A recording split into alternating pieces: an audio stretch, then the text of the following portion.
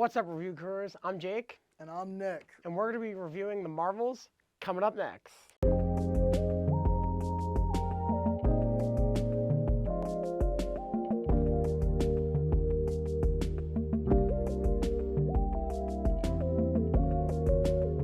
In this movie, Cosmic Entanglement's the name of the game, as you have Captain Marvel, Miss Marvel, and Monica Rambeau. All their powers are light-based, and they're all entangled, so they have to learn to work together to use their powers to stop a universe-ending threat.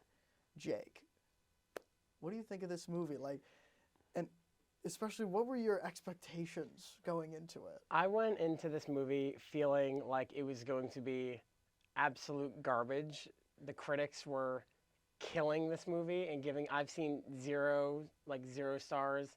I've been seeing terrible reviews for this movie. I went in thinking it was going to be bad. I enjoyed it. I thought it was actually a pretty solid movie. Like, in terms of Marvel movies as a whole, it's not the best in the world, but I thought there were some fun moments and it was overall a very enjoyable movie. Yeah, sure. I went in, I had no idea what to really think of this movie because at this point I wouldn't say I'm fully off, but I'm starting to step off like the Marvel hype train. Like each successive movie, I just find myself caring a little bit less about. So this one, I felt like it could be anything, and I kind of feel nothing, Jake. I kind of feel nothing about this movie. It's like nothing, but like maybe a little bit positive. Like I had fun. It was a fun movie, but one that I could also forget walking out of the movie immediately. That's completely fair. I think a couple of the good things about the movie, I think Miss Marvel is one of the best things Marvel has done as a character in years. I think the way they handled Captain Marvel, especially compared to her first movie, I thought was better. They actually gave her character development, which they haven't done since her introduction. Monica Rambeau was there, I guess. She was all right. I thought overall the characters, like as a whole, were solid. I think it was like pretty good. And it was also, there were some jokes in the movie that actually, like, compared to newer Marvel movies, they actually kind of landed, and I thought that was pretty good. It was just enjoyable. It was overall pretty good. Yeah, I'd say so. Going back to the leads there, I never saw Miss Marvel, but her in this movie, she was so fun. She was definitely in a standout role here, and I can't wait to see more from her in the future. I thought Captain Rambeau, Monica Rambeau, I thought she was fun. She was fun. She didn't add like too much to the movie in terms of like me caring about it. But I thought she was fun. She was fine, and Captain Marvel definitely compared to her last movie. I know that was like a super controversial movie for a lot of people. I didn't care about it too much, or like I didn't care for that movie. I thought she was definitely utilized better here. And this is technically a sequel to that Captain Marvel movie. How do you think it functions as a sequel? It's a sequel to many things. I think it's a sequel technically to each of those characters' first appearance. It's a sequel to Captain Marvel. It's a sequel to Wandavision. It's a sequel to Miss Marvel. I think it does a pretty good job. There's a part in the beginning where they basically use this like dream thing and it locks all their memories together and it basically recaps all of their adventures, which I thought was smart because I know a lot of people who don't watch the Disney Plus shows. Yeah. So it's a good way to do that. I think, especially for Monica Rambeau, because she was like, unlike Captain Marvel, who was the lead of Captain Marvel, and Miss Marvel, who's the lead of Miss Marvel, Monica Rambeau was just a character on WandaVision who they randomly gave powers and then sent to space at the end. I thought, as a continuation of her character, it was pretty good because people also forget that Monica Rambeau is in the first Captain Marvel as the child, the daughter of Captain Marvel's best friend, Maria Rambeau. And I think they handled that, like, aunt and niece dynamic pretty well. Yeah. I think it was cool. Yeah. I think that was definitely a cool thing that Carol Danvers, Captain Marvel, for those uninitiated, is more or less like the same age, or she acts the same. And then Monica Rambeau has basically lived her whole life. She's her own woman at this point, and now Captain Marvel comes back into her life, and she just wants nothing to do with her. I thought that was like a great way to bring her story forward, and Kamala Khan, Miss Marvel, for those uninitiated, fit into the story in an interesting way too, where she is this super big fan of Captain Marvel. Obviously, she named herself after Captain Marvel, like her little superhero moniker. But I feel like her and Monica didn't really have like a strong connection or reason for being that would have completed this triangle of relationships. I between the definitely leads. agree with that. I think, like you said, there is no real connection between Monica Rambeau and Miss Marvel, which, by the way, referring to these characters by their superhero names, the entire movie they hinted at the fact that they were going to give Monica Rambeau a name, Yeah. and it just never happened. No, it really didn't.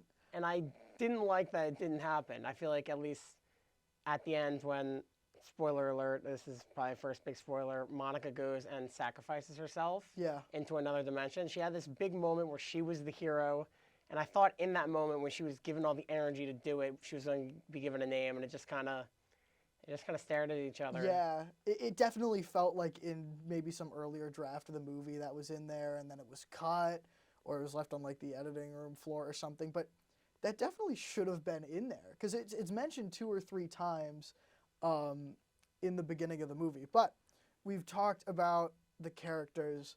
Let's talk about the story. This movie, it's mainly about these 3 leads trying to figure out their powers and why they're entangled, which I don't think is ever really explained anyway.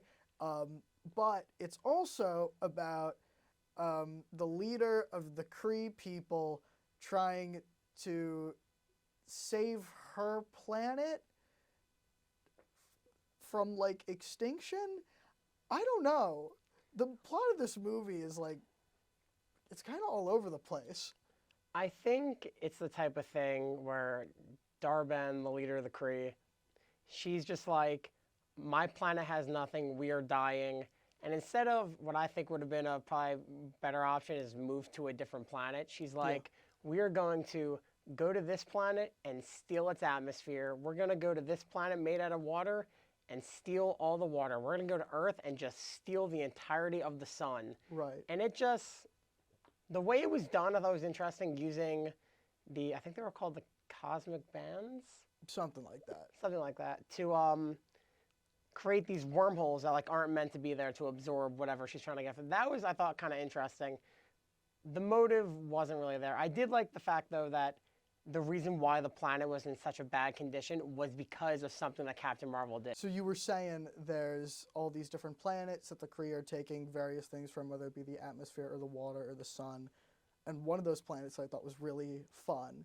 That was probably my favorite part of the movie, was the singing planet, where they just sing. They just sing everything. I thought that was really creative and fun. What did you think of that? I thought it was a very Disney Marvel thing to do, is to make a planet that sings. I think the singing was actually pretty good in terms of the song. I think the way the characters reacted to it was pretty good. My favorite line was the fact that, I can't remember the prince, but he was singing the entire time, and then Carol and Monica and Kamala Khan walk up to him and he starts talking normally. And he's like, I thought he was singing everything. And she's just like, yeah, he's bilingual. Yeah. And I thought that was a very funny thing. That's But yeah, like, with all of that in mind, let's talk about what I think were the 2 most important parts of the movie. The direct last scene of the movie and then the mid-credit scene. Starting with the last scene of the movie, Kamala Khan likes the idea of teaming up with all these heroes.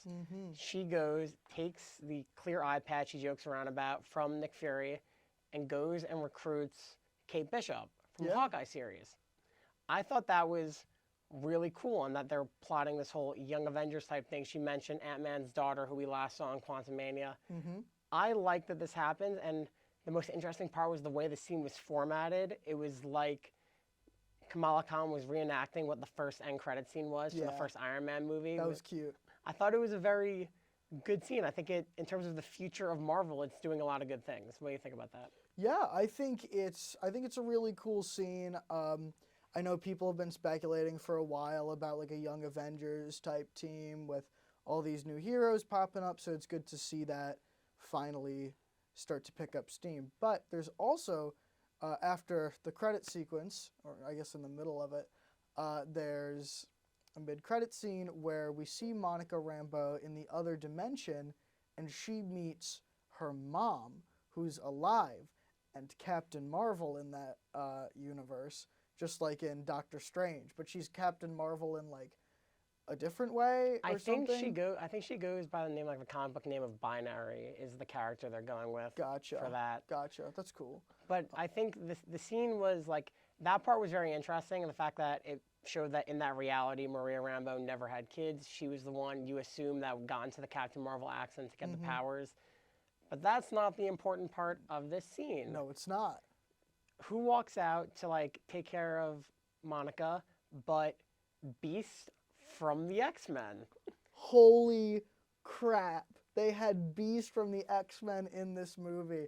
You know, it's super exciting to see the X-Men slowly trickle into these Marvel movies, and it's what do you think? What do you think? It's great. I thought it was cool. I think the fact that like the entire scene you realize at the end takes place in the X-Mansion from the X-Men, and compared to the other X-Men movies, I never thought Beast looked that amazing in those movies. He looked really good in this movie. They kind of, I think the way they did it was similar to how they did like the Professor Hulk thing with Bruce Banner and that. Yeah. I think he looked really good. It makes me really excited for what they're going to do once they finally bring in the X-Men, like truly. Yeah, yeah. I think it makes the future of Marvel very exciting. So, looking back though on what we just watched, what would you give the Marvels out of 10? So going in, if you were to ask me what I thought I was going to give it, I would say like a 4 to 5. In the end, I think I'm giving it like a 7. I think it's actually like a pretty solid movie for Marvel, especially recent Marvel where they've had a lot of duds. What about you? What do you score it? Well, I think the movie was fun. It was a fun time, but ultimately, like it doesn't really feel like much of anything to me at this point anymore. So I'm gonna give it. It was still a good time, so I'll give it a 6 out of 10. Thanks for watching, and we'll catch you next time.